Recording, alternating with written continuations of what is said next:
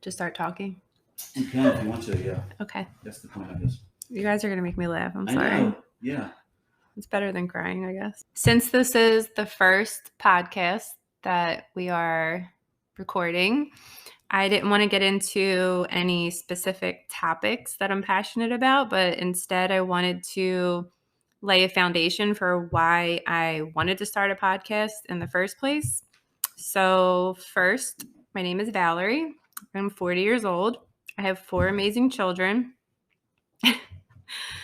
I love dance, yoga, kickboxing, rock climbing, and staying fit and healthy.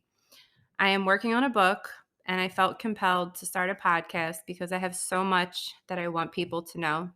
Things about health and life that I know that I can help people with, and I didn't want to wait to get my message out there.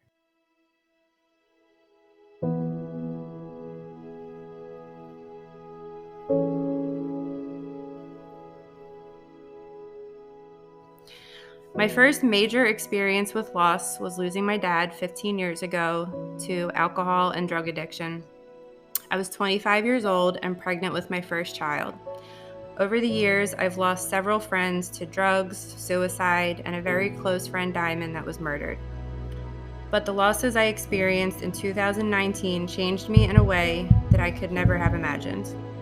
My husband, Mark, battled stage 4 esophageal cancer for 9 months and passed away on April 25th, 2019. He was 41 years old. 16 days later, on May 11th, my very dear friend Sarah passed away after years of suffering alcohol addiction. On December 11th, my favorite person in the world passed away, my grandmother, who I called Meme. She had dementia and she deteriorated very quickly. Then, of course, March of 2020 threw all of us for a loop with COVID. Other than my kids being home all the time, 2020 was a pretty chill year overall. No deaths or anything major, just a global pandemic, no big deal. I didn't know what to expect from 2021, especially since 2019 and 2020 were so full of unexpected events. Without going into the whole story, which I will definitely do at another time, in March, I was diagnosed with invasive ductal carcinoma, aka breast cancer. I wouldn't say I was shocked, but I was definitely devastated. I dreaded telling my kids. We just lost Mark to cancer less than 2 years prior to me being diagnosed. It's still crazy to think about.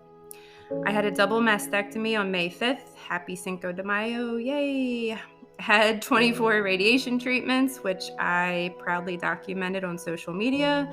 And last Tuesday, September 21st, happy World Gratitude Day, yay! I had my tubes and ovaries removed. You might be thinking, holy shit, that's a lot of depressing stuff for one person to go through, especially in such a short amount of time. And that is an undeniable truth.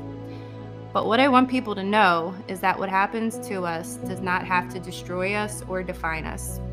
We can be forever changed, but still be happy, fulfill our dreams, and live our lives the way we choose. Grief and joy can coexist. It does not have to be one or the other. The overall message of my podcast basically is my favorite quote. Life isn't about waiting for the storm to pass, it's about learning to dance in the rain. We all face storms throughout our lives, although mine feel more like hurricanes. But if we wait for them to settle or stop to enjoy life, it may never happen. After losing Mark and Sarah, I had such an overwhelming feeling of grief, it totally consumed me. One day, I actually had a moment where I thought, I am either going to completely shut down or I have to find a way to get through this. I decided to start dancing again after not doing ballet for 21 years. I bought a pair of pointe shoes and I just went for it. It was how I grieved and at the same time how I brought so much joy back into my life. My kids saw how happy I was and they knew it was okay for us to be happy even though we lost 2 very important people in our lives. I've been dancing and teaching ballet ever since. I want to end the first podcast episode with a quote that really resonates in my heart.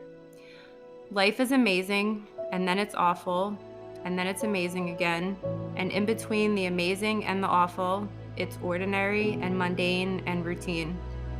Breathe in the amazing, hold on through the awful, and relax and exhale during the ordinary.